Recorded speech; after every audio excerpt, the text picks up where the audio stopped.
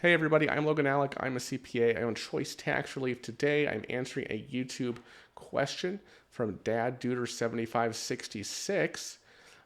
He says, I hired a tax defense attorney through Tax Defense Network. They got me into CNC status with a CSED date of May 15th, 2024. Let's pause right here and let me explain what he's talking about. So he paid a professional tax attorney to get him into CNC status. What's CNC status? That's currently non-collectible status. I made a whole video about it. Link to that video at the top of the screen right here. While you're in CNC status, the IRS cannot take forced collection activity against you. They can't garnish your wages. They can't levy your bank account. They can't force you to pay them money. Okay? If you write them a check, they'll take it and they'll apply it to your balance. They will take any tax refunds you get, right? Federal tax refunds. So they will do those things. And they will likely file a notice of federal tax lien against you, okay? But they're not going to actually actively take money from you, okay? So it's a pretty good place to be if you're okay with the tax lien. And by the way, a tax lien is simply a document filed in public records that informs the general public that you owe the IRS money, right? So that if you go to sell your house, IRS is going to get that lien paid off before you get what's left, right, after the mortgage is paid. So that's what that means. So that's what he's saying. Okay, so he's in CNC, and the tax set is going to drop off on May 15, 2024. When he says CSED date, that stands for Collection Statute Expiration date. That's the last day in the IRS's 10-year time limit to collect a tax. Okay, so that the CSED is the date the IRS's 10-year time limit expires. I explained all this in my video on the IRS statute of limitations. Link to that video at the top of the screen. Okay, so he's in CNC status with a CSED date of May 15, 2024. Right, that's in less than 3 months from the day I'm recording this video. That's a good place to be, right? IRS will not be able to collect the debt while he's in CNC status. And after that tax set drops off on May 15th, the IRS is going to write it off its books. You can pull your account transcript for the year, and you'll see right on there that the tax debt is written off. But he says he owes $9,700, says he just received his 504 letter of intent on February 26, 2024. What's the 504?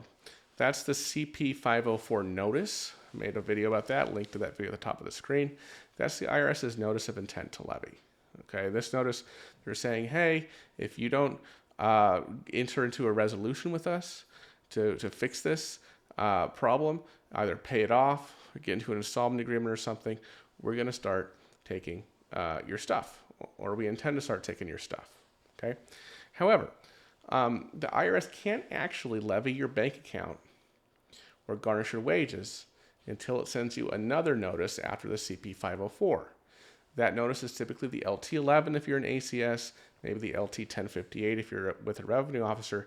That is a notice that informs you of your right to what's called a collection due process hearing. And the IRS cannot levy your bank account or garnish your wages until it has sent you that notice. Okay, so there's still one notice left after the CP504 before the IRS can do those things, Dad Duder. Okay, however, something the IRS can do after it sends you the CP504, which you received, Dad Duder, is it can levy your state tax refund. Okay, so I would recommend that you wait to file your taxes, both federal and state, until after May 15th, 2024, right? If you're owed a refund.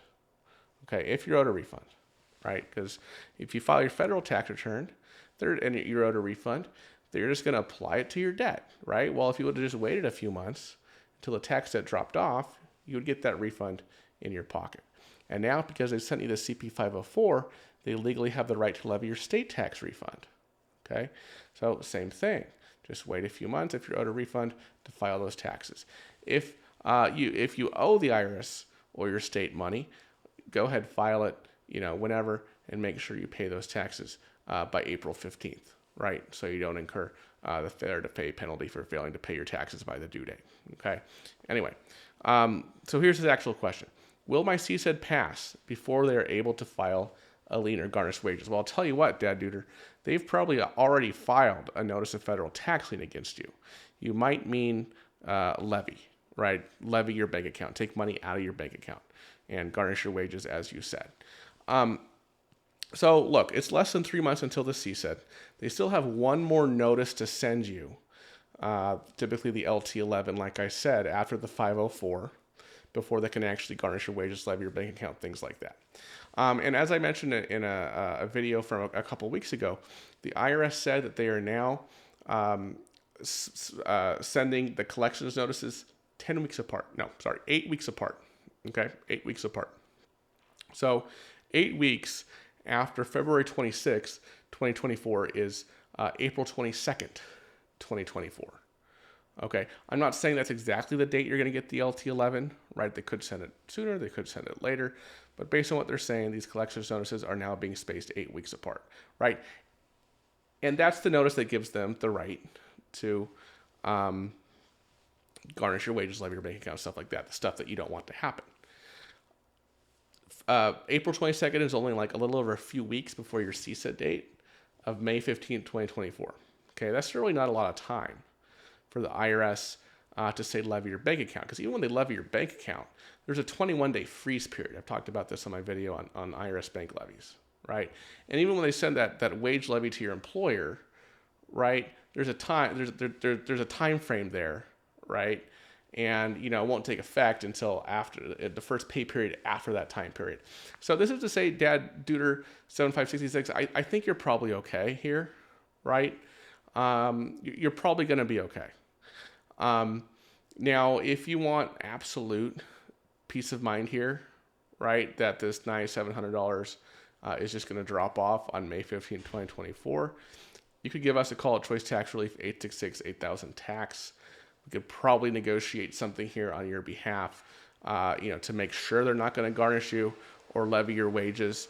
A small fee, right? Because you've already been placed into CNC. This would probably be some kind of a small fee for less than $1,000 to negotiate something like this with the IRS if you want absolute peace of mind. But honestly, you're probably going to be okay. They probably don't have enough time to both send you that LT11 and issue and go through the levy process, right? Either levy your bank account or garnishing your wages. That's my opinion, folks. If you are dealing with a situation like this, you owe back taxes to the IRS, and well, actually not if you're in a situation like this, because Dad Duder's actually in a pretty good spot. He got into CNC, and he's almost to his collection statute expiration date. He's not going to have to worry about that tax debt anymore. But if you are worrying about your tax debt, you're not in a hardship status, you're not in a resolution with the IRS, you are exposed. They could come out, garnish your wages, levy your bank account, and all that stuff. So give us a call at Choice Tax Relief. There's 866-8000-TAX. There also should be a button up here. You can visit our website, fill out the form on our homepage, and also some other tax relief videos here on the left-hand side of the screen for your perusal, education, and enjoyment. Thanks so much for watching, everybody. See you in the next video. Bye-bye.